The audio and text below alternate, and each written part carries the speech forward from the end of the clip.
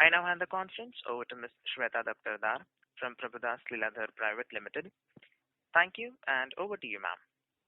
Thank you, Faizan. Good afternoon, everybody, and welcome to Repco Home Finance Limited earnings call to discuss the second quarter FY21 results. To discuss the results, we have on the call today Mr. Yashpal Gupta, MD and CEO, and senior management team. May I request Mr. Gupta to take us through the financial highlights, subsequent to which we can open the floor for Q&A session. Over to you, sir. Thank you, Shweta, and good afternoon for this conference call of Repco Home Finance results for quarter two. Our business performance, as you would have seen, has seen a meaningful jump.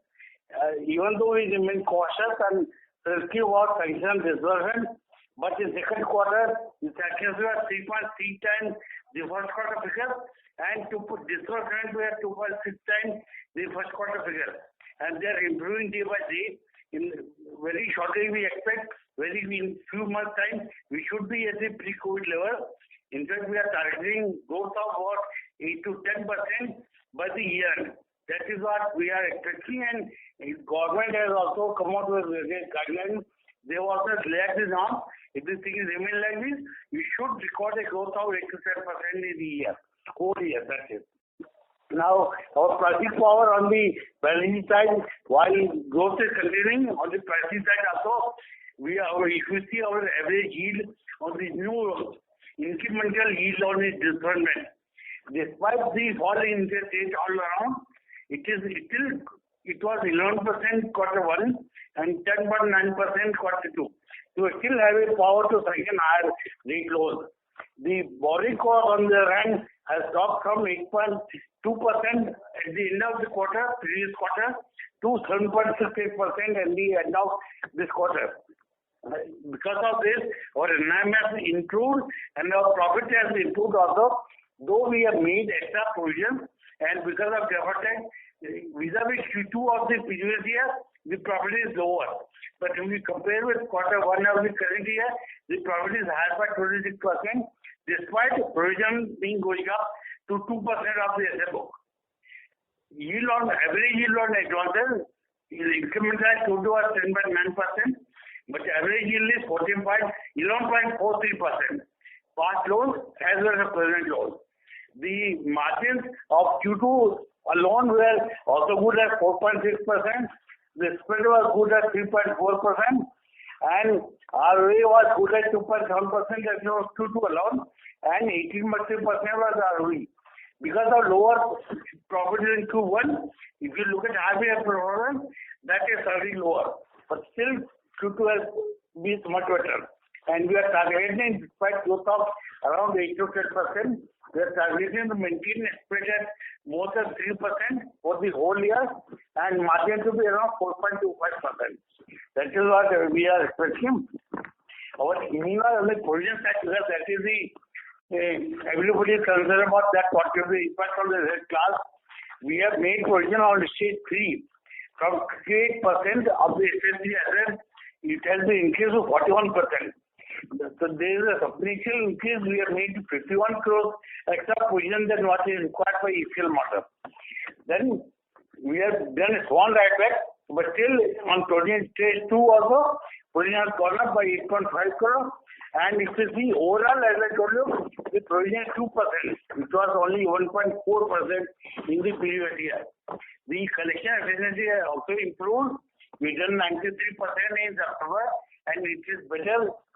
As you want to Lagar, there was a moratorium, but during that also, second moratorium was better for us than the first moratorium. And after the moratorium is lifted, the collection efficiency is improved, and we expect it will further improve. And the one interesting result that we found, that if we ask us that how many accounts have not paid any amount from March to September, it was 6,700 accounts in August, which is down to only 4,700 accounts.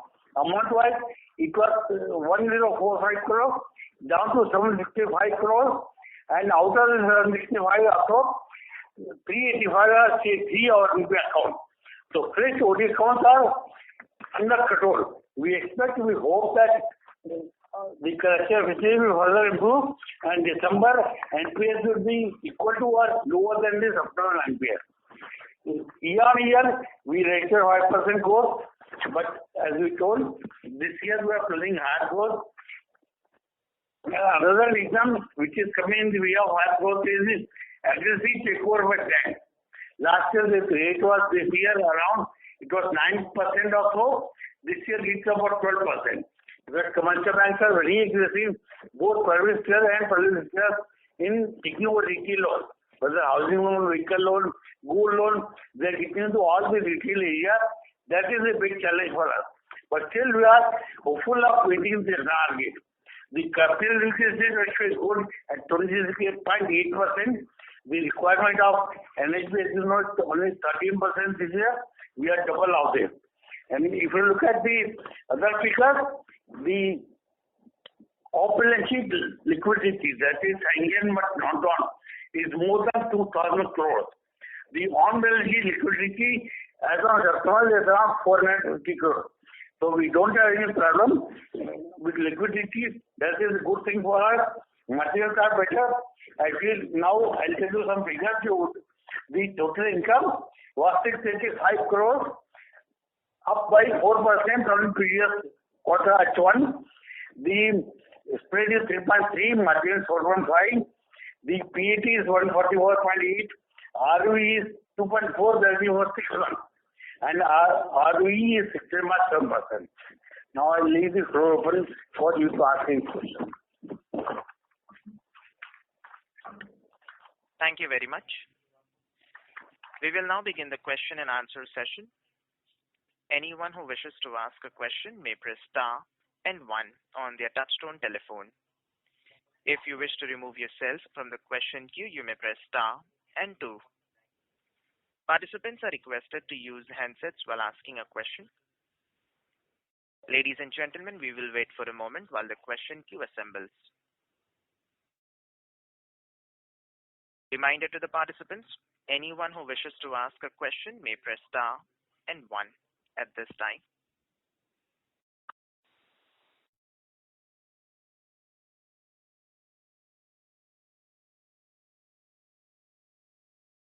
The first question is from the line of Rahul Jain from Credence Wealth. Please go ahead. Hello. Yes. Thanks for the opportunity. So first question with regards to the gross NPA, you did mention if I'm right, for December you said that you guided that the December NPA should be either lower or equal to September NPA, right?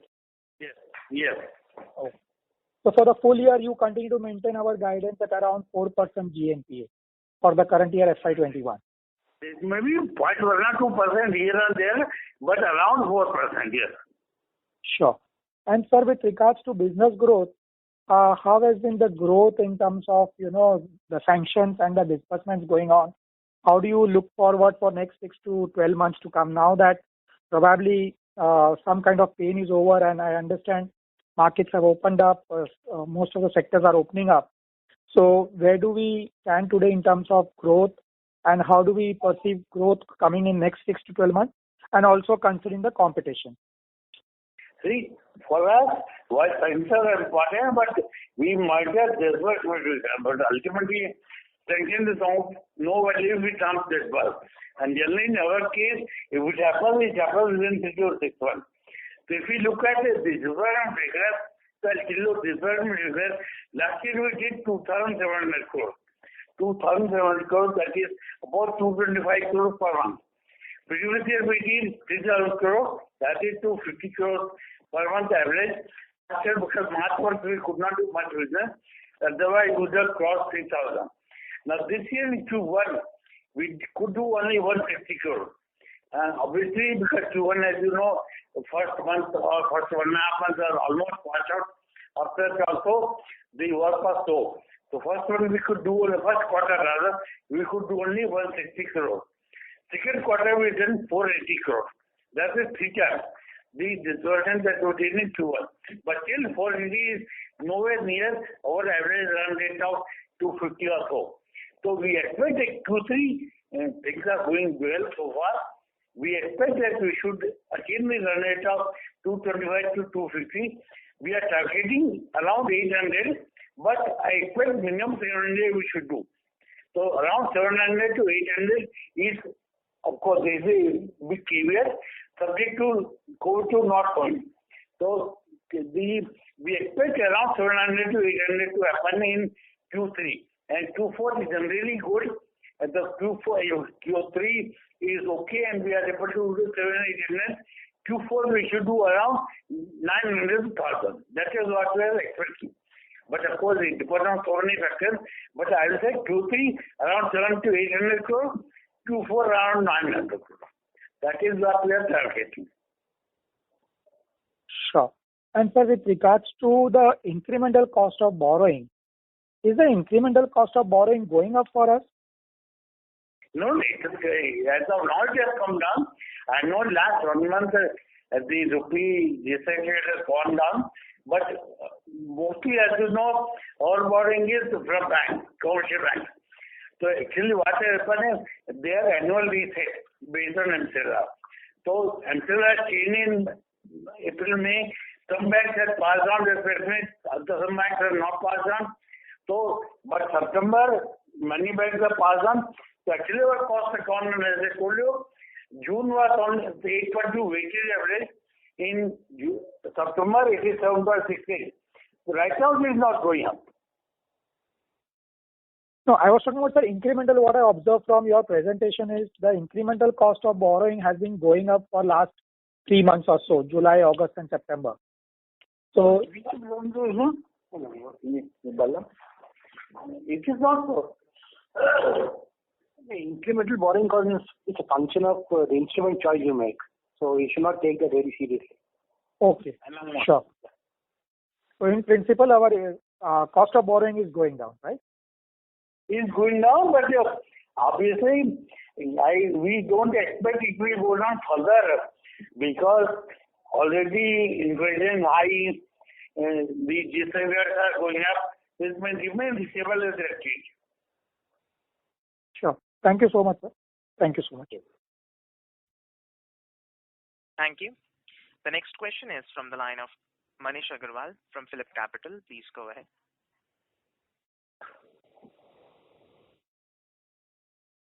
Mr. Manish, your line is in talk mode. Please go ahead with your question.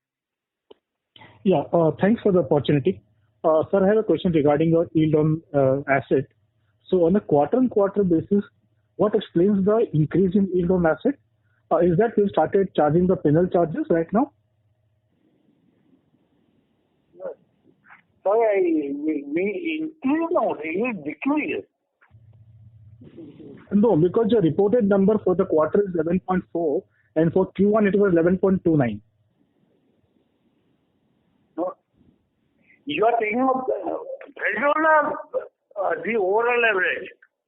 No, overall average yield on asset, which you report in your presentation.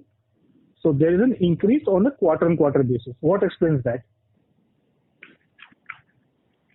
Just 1 minute. Page number 22. Yeah, that is because what happened is this is almost flat number 11.61 and 11.43. But actually what has happened is, as I told you, the takeovers are very high. So obviously our good customers who are at a lower rate to us at 9.5%, 10%, they are going to banks because they are getting even lower rate, 7.5%, 8% or 7%.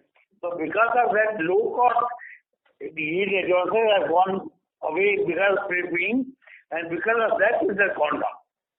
And also, Sir, my question was not regarding your yield coming down. My question was between Q1 and Q2, your yield on asset, reported asset, has increased. Why it is increased? Yeah, I'm answering that only because the low yield assets have gone away. So obviously average will go up. Because what has happened is, about in these 3 months, about 400 crores of takeovers have happened, 380 or so. Have takeovers have happened. Most of them have low yield advances. So low yield advances have gone down, and because of that, the overall yield has gone up. And have they started, levying the penal charges? Because that was not what we were doing during moratorium period. That is correct, but the penal charges we have levy because there were not default assets. But we started, yes. After that, we started levying after August. Yeah, and second related question was on cost of fund. Sir, if I look at your presentation, page number 22, and compare that with page number 11, so your reported cost of fund in page number 22 still remains at 8.2, which is same as Q1, whereas in page number 11, you have mentioned weighted average cost of 7.7. How should we read both the numbers? Page number 14. Manish, the cost of funds for the quarter is 8.15, rounded off to 8.2, and it includes everything from the interest rate to... See, basically what happens is, Manish, that is the average cost. And if it goes down, 7.68 is a cost as on 30th September. And that is cost on the quarter. Have you understood? Yeah, so that means the impact of declining cost of fund has to be seen in your overall cost. Can we expect the overall cost of fund to come down in Q3 and Q4 materially? Yes. The overall cost of fund, I told you, we don't expect it to go down substantially, maybe 10% here and there, but we don't expect it further. Reduction will happen. Okay, finally, last question from my side. What is your expectation about restructuring? No, before that, I also like to tell you one thing, that because the cost of funds in September has gone down, we also reduced our MLR. So the action interest rate we have passed on to customers to large extent. So while the average cost of funds in Q3 will further go down, at the same time yield will also expected to go down. Now coming to this thing, we don't expect, and though we have got a scheme approved by a board because we have an inbuilt provision, if customers approach us. But so far, based on the feedback that we are getting, we don't expect it to be at all restricting, but at maximum it will happen, it will happen. It will not exceed 200 million crores. But we don't expect it to happen at all. Thank you for this. That's all from my side. Thank you. The next question is from the line of Ritika Dua from Elara Capital. Please go ahead. Yeah, sir, thanks for the opportunity. Yeah, am I audible? Yes, you're audible. Yes. Yeah, thanks. Yeah, so thank you for the opportunity. Some part of the questions have been answered regarding the yields. If you could also, sir, just carrying on with the previous one, share your incremental yields on home loan and LAP. That will be helpful. And what is now today your connected to this again? What is your yield separately for a salaried and a self-employed customer? And given that you continue to be on your strategy to focus on quality, could you just share that how are the rejection rates panning out maybe now versus maybe I think a year back? Okay, first of all, Bala will tell about incremental yield. So for home loan in Q2 it was 10.39%. For home equity it was 13.22%. Versus 10.46 in Q1 and 13.15 for LAP in Q1. Now, of the salary and non-salary, we will not have the data for every rate, but there is a premium salary how much? We charge, generally we charge a 1% this premium to non-salaried customers vis-a-vis salaried. If everything else is same. Sometimes we negotiate also, but generally difference is around 1%. Now, the third part you asked, what is question about third part? So the third question was on your strategy to focus more on quality growth. So how have the rejection rates moved? See, there are two parts to your answer to a question. I'll answer that in two parts. One is that what happens in reaction is because we are focusing on quality. That is why how do we focus on quality? We put a minimum cut-off mark rating. We have put a minimum civil score. We have put a restriction on the cap on the income assessment. So branches do not now source those proposals. Earlier they were sourcing, now they don't source. So decision rate has not increased as such. But those proposals are not coming as such. Because they know that if they source the proposal, that will not be sanctioned. And second is decision what happens, as I told you last time also, we are in the process of developing our IT system. But in the meanwhile, what we have is, we know decision only after files are logged into HO. Before that, they are rejected at, if you look at rejection rate, earlier it was 2 out of 10, that we get by talking to branches and regional officers. Earlier it was 2 out of 10, now they reject at real level 3 out of 10. But again, that data is informal data because formally we reject only after it goes to head office. That has not changed because they are not logging those files. Once our IT systems are improved, we are able to tag the lead generation system, then probably we will be in a good position to know about it. But yes, the rejection rate has gone up at the branch level because we do not encourage those customers at all. Thank you, sir. I'll come back in the queue. Thank you. The next question is from the line of Pratik Chheda from IIFL Securities. Please go ahead. Yeah, thanks for taking my question. My first question is on the collection efficiency. So you mentioned the collection efficiency is 93% in September. So just wanted to understand how have you been defining this collection efficiency? Does it include the prepayments and the overdue collections also? No. If we go by that, it will be more than 100%. Collection efficiency is only September installment and collection of only September installment. Okay. And it does not include overdue collection. If we do that, it will be more than 100%. Okay. And how much is it in October? If you can share that number, please. As I told you, that data is not very robust in our company, but definitely it has improved to about, say, 94-95%. It is better than I can say that, but number I cannot tell that. Because right now, I don't have the number, but I know it is better than September. Okay. And just one more question on the restructuring part. I think we missed the comment actually. How much did you have received in the restructuring request so far, and how much do you expect it to be for on an overall level? See, for that, one is that so far we have not received any request because we are not publicizing it openly.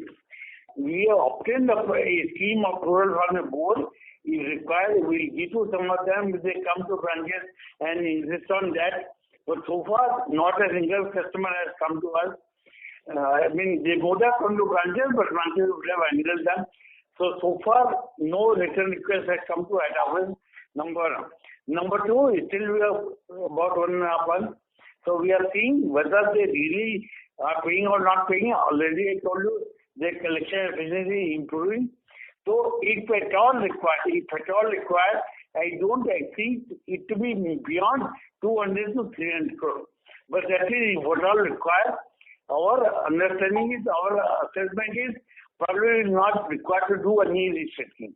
But maximum 200, 300 if at all required. Okay. Thanks a lot. Thank you.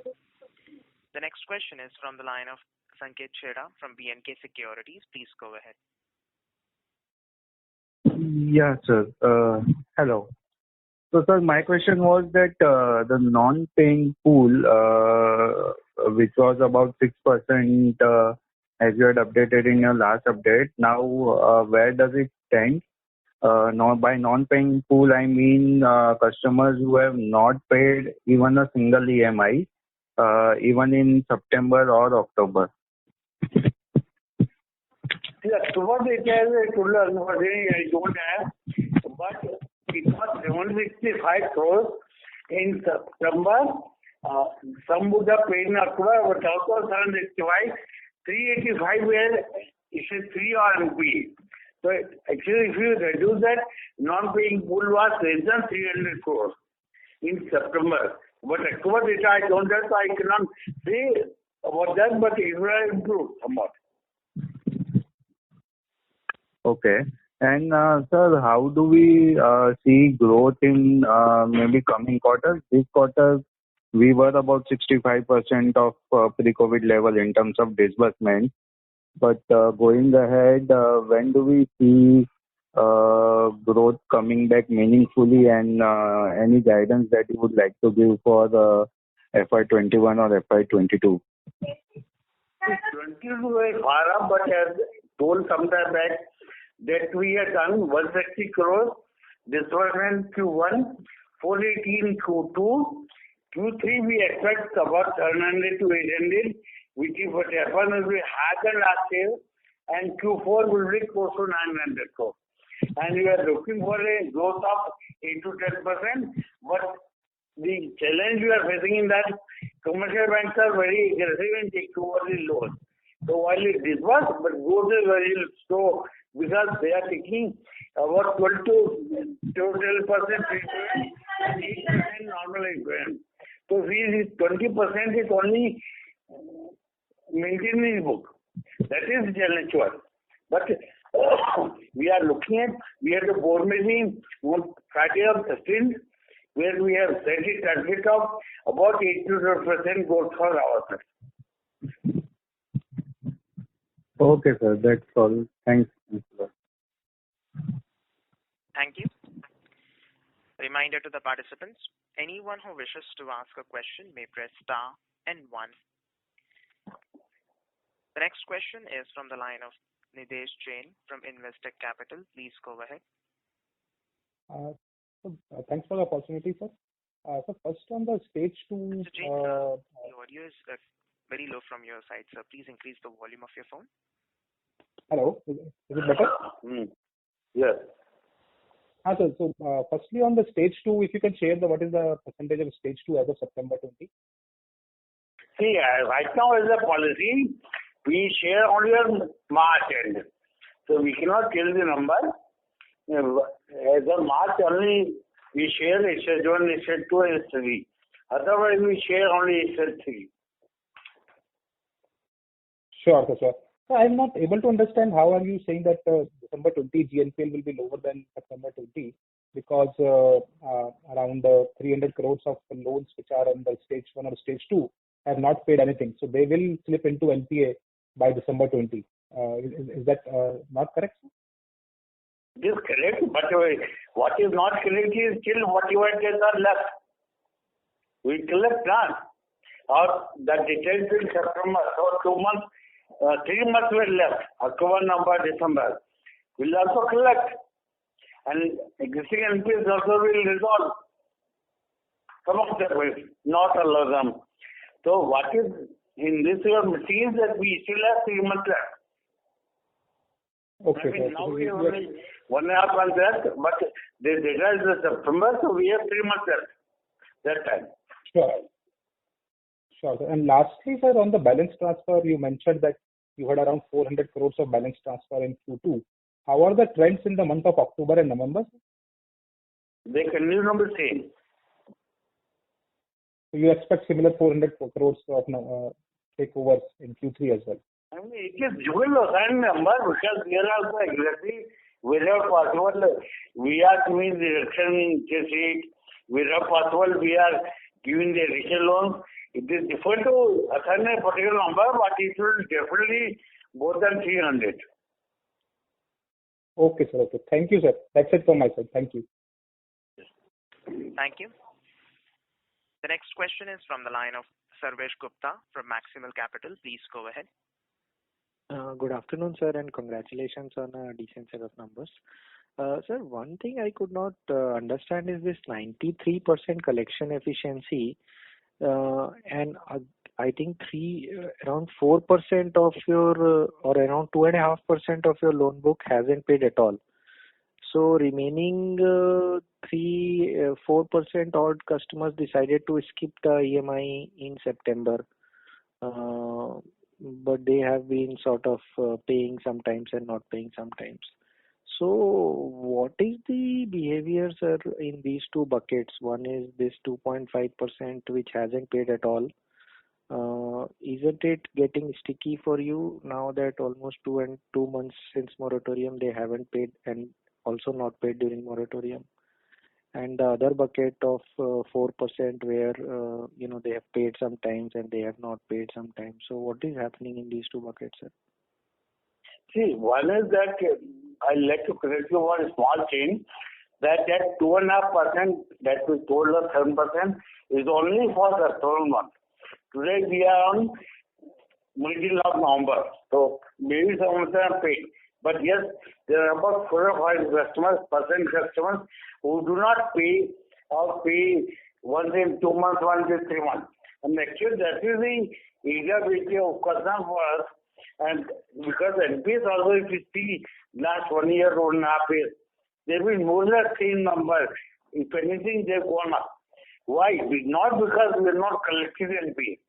Because we collect NPS, but these 4-5% customers, they are sitting on the borderline. If they do not pay any installment for 3 months, they become NPA. So that is the risk to us. So what we have decided is, we are not focusing only on NPA.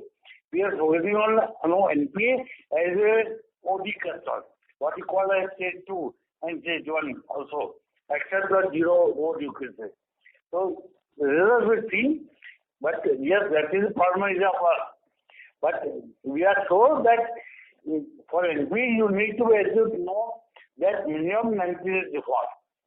So we are sure that we will collect some amount from them before December end, so that they do not slip into NPA. Okay. And this, guidance of maybe a lower NPA figure in December again, because we have around 500 crore odd pool of gross NPAs, and now you are having additional 300 crores of people who haven't paid for the last so many months. So this is much bigger. It's of a significant size compared to your existing gross NPA pool. So resolutions from your existing gross NPA pool may not be able to compensate for the additional slippage that you will get from this 300 crore pool. So given that, I find it difficult to understand how your gross NPAs would not move up in the coming quarter. See, one is that my guidance is not that NPS will go down, they will remain flat. Now, what you are giving to one, you focus on this 300 crore, and how do we ensure that they will skip? How do we assume that they will not skip? Our understanding is that none of them will skip. Only 10-20 crore will skip. Because we collect something. We are not collecting in September, but we will collect in 3 months as remaining.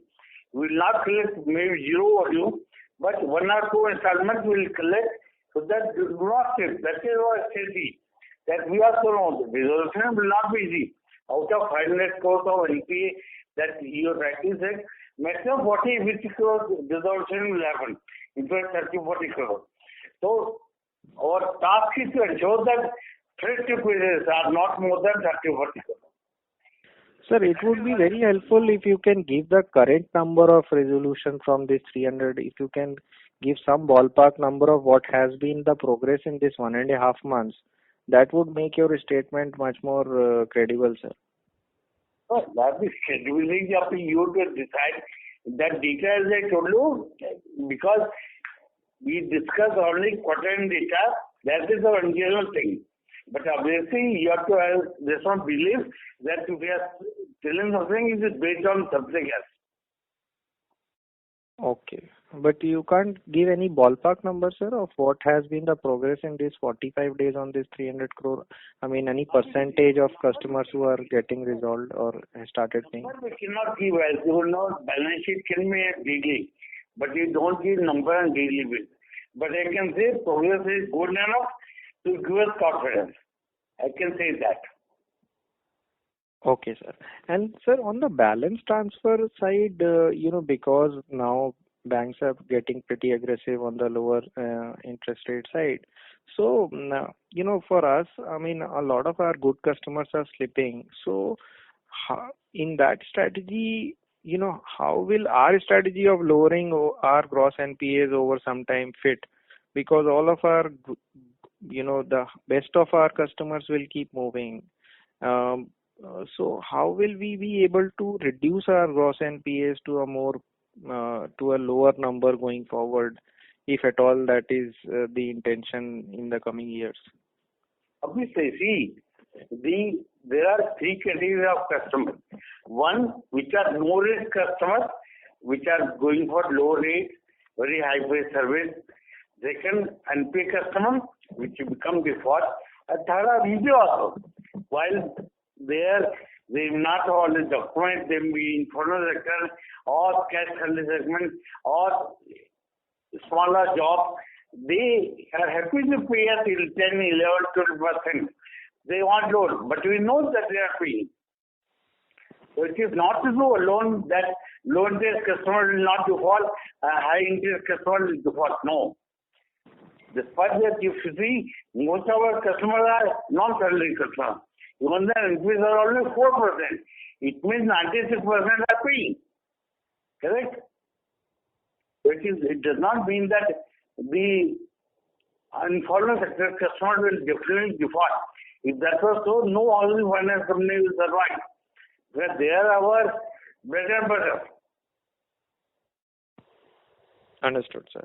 And sir, in the coming 2 quarters, will it be okay to assume that your COVID provisions of 51 crore that you have made is over, and now for the coming 2 quarters onward, now there will be a normal provisioning only given our gross NPA guidance, and hence our ROA number would be normalized in Q3 and Q4 and going forward?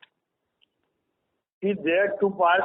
Provision part is uncertain. We do not know. We'll see how the situation pans out. We may make provision, we may not make provision. That is one part. Second, while you are right, the profit will go up, we should not make provision. But at the same time, as I told you, because we are competing with the bank, we should pass on the rate cuts to bank. So we are looking at a spread of 3%, whereas in the past it has been 3.2, 3.3%. There may be some reduction there, but we are looking at overall the profit to be in line with what we did last year or slightly higher.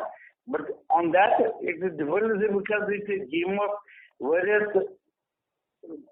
things like provision is one, deferred tax is another. Assume deferred tax last year was negative. This year, if you see, it is positive.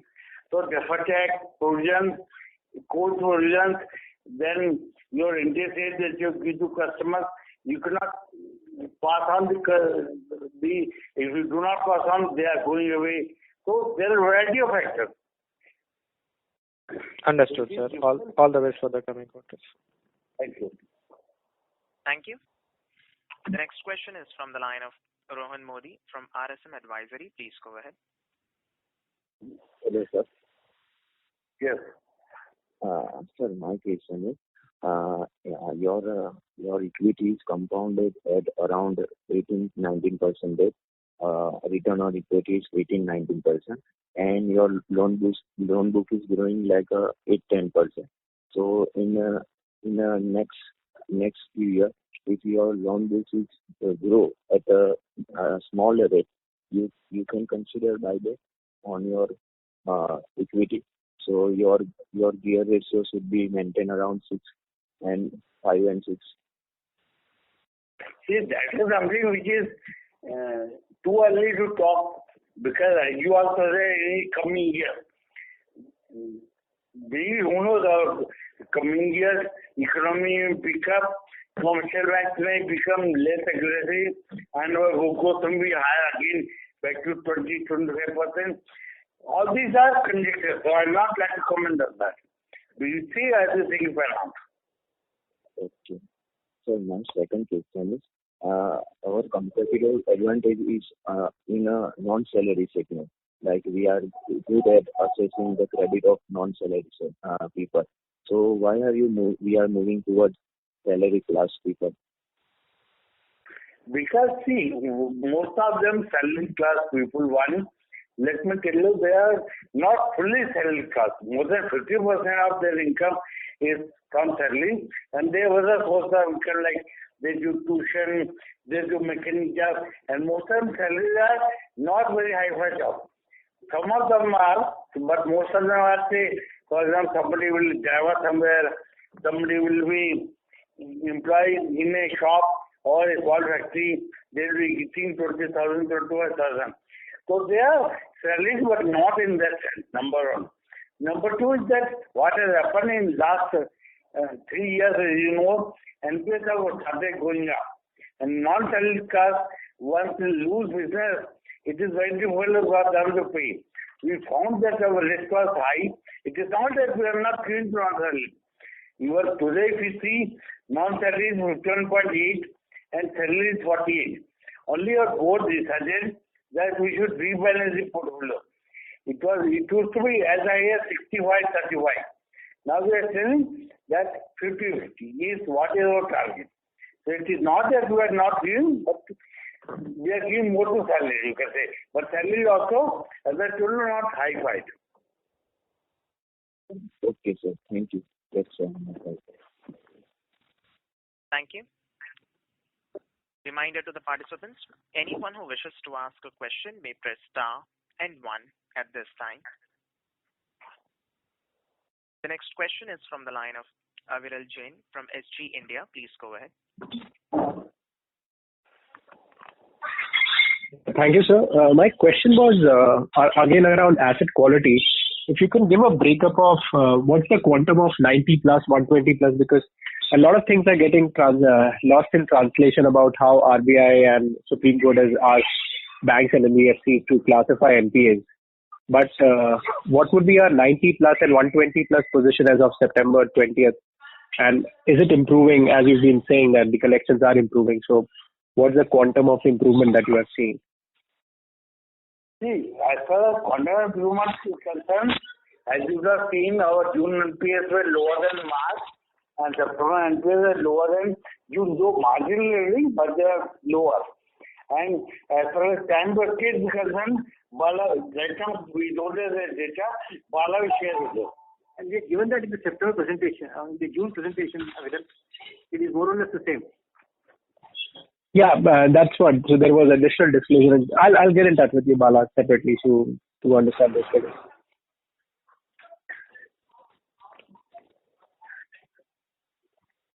Yeah, that's it from my side. Thank you. The next question is from the line of Mahrukh Adajania from Elara Capital. Please go ahead.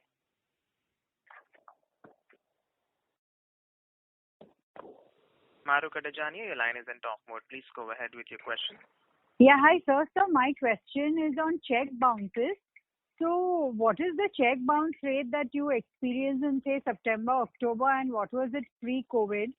And how many of your customers settle through NACH? See, NACH is about 65%, correct? NACH is about 65%. NACH, as well as both together. They're about 65%. Now, coming to bounce rate, one is that this question was asked last time, so I answered that. I'll repeat that. One is that obviously pre-COVID level, the code during COVID, the customers who would not pay adopted your moratorium. Those who could pay, they paid. So the bounce rate has still gone down. Now, coming to post-COVID or pre-COVID level. Now, what happens in our company, where system is like this country, unique system to understand that the due date is last year of the month. So, for example, if you are our customer, your due date of EMI will be 30th of November. But we take generally Easter NSE mandate, some days change because we cannot deduct your account. You are maintaining account with the bank. And most of the customers, they generally give 10th, 15th or 10th because that is our date. Now what happens if you give 10th will present? Some will be sort of realized and some will bounce. Again we will present our 15th along with threshold. Again, some will bounce, some will be cleared. And then we present our 20th, then and 25th. So this whole cycle go on. And we do not maintain the bonus rate for each cycle because our system is not so robust. And anyway, due date is 30th. So if you are paying on 25th also, it is fine. So you see, after 25th, the default happens. That is post-COVID is same as pre-COVID. If you look at all the 4 cycles.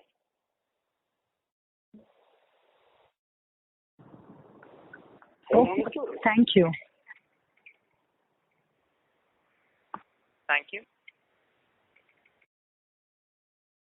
Reminder to the participants, anyone who wishes to ask a question may press star and 1. The next question is from the line of Rajiv Mehta from Yes Securities. Please go ahead. Yeah, sir. Good afternoon. Sir, what is the mechanism of passing on rates to customers quickly? Because I believe you would want to be competitive, wherein the banks are being quite competitive in taking away a large part of our portfolio every quarter.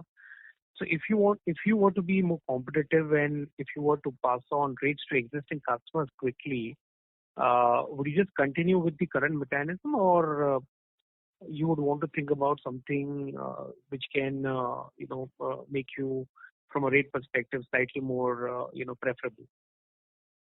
See, right now, our system is MLR, and we set for the customer was there 6 months. So while customer will want today, but it has been followed by all the lenders in India, whether they are banks or they are other institutions, they follow the MLR system. And 6 months, I would say, person is not bad, so to say. Even bank person once in a year. So right now, I don't see any reason for us to change that because we cannot think of better solution. But yes, what happened in between, we reduce the spread for the customer. We get a feedback from branches that the customer will go away. Then, depending on check code, we have made a system whereby we reduce the data window out of the way. Generally, once it's returned, it's good enough for us. Okay. And sir, about our confidence on asset quality and the NPL commentary that you've given, which is very encouraging, has there been done at the, any analysis done at the branch level or at the customer level? Because we have got a big chunk of self-employed segment who's just coming out of this COVID thing and stabilizing in terms of income. And so how sustainable is this 93% collection efficiency? I'm sure, you're taking that into consideration that this will normalize by December or by March fully. So what is backing this confidence? Any granular analysis or data at the customer level in terms of their income or something which is, making you so positive? No, customer level analysis we have not done, but branch level analysis we have done. And then we talk to branches and regional managers. They of course do the analysis there and they told you that our system is not overspent to capture that. But we have talked to branches, regional managers multiple times. And we also know that during this period, collection may be a challenge. So we have constituted, set up a special team. They are going to branches which are having higher delinquency and meeting customers. So far, they've been quite successful. This is based on that. It's not based on customer analysis, but based on the branch analysis, regional analysis, feedback, business owner, and head office teams going to different places. Okay, got it. Thank you, sir, and best of luck. Yes, thank you. Thank you. The next question is from the line of Bunty Chawla from IDBI Capital. Please go ahead. Thank you, sir, for giving me the opportunity. And sorry if I am repetitive. Actually, I have joined late. Sir, we have seen there has been an improvement in the yield on a sequential basis. If you can throw some light, what has been the driver behind that, and how should we see going forward? See, that I answered. That let me repeat again. What happened is the good customer, very high-paid customers whose rate of interest will lower because were taken over by other banks. So the average rate went up. Going forward, we see because the September or cost of fund is 7.68, but for the quarter as a whole, it is 8.2. So Q3 cost will come down, and we have passed on the benefit to the customer by Amla. So going forward, probably yield will go down, but cost will also go down. Okay. So secondly, on the disbursement part, we have seen a strong set of disbursement improvement in a peer group, specifically housing portfolios. Specifically, they have said they have reached almost 95-96% of pre-COVID levels, but we have reported approximately 50% of decline in disbursement. So any specific reason behind that, and how should we see going forward in second half of the year? See, if we look at 50% reduction is because of Q1 plus Q2. Q1, as we know, was almost washed out. We started working only in later part of the May and June. And that was also not fully and proper. So, because of Q1, if you look at Q2, no doubt it is lower, but it's not lower than 50%. Last year Q2 we did close to about 650 crores. This year we did 480 crores. Q1 was only 150. And before Juan, I just told that the signs are encouraging. I cannot tell you the numbers. The signs are encouraging, and for Q3, we are taking a target of 700 to 800 crores for ourselves and Q4 900. So if that happens, that will be better than previous year of Q3 and Q4. While overall it will be still lower, but it will be better than Q3 and Q4. That is so. Disbursement has started picking up. You are right. In our company also they have picked up. If we see September also, it was quite good.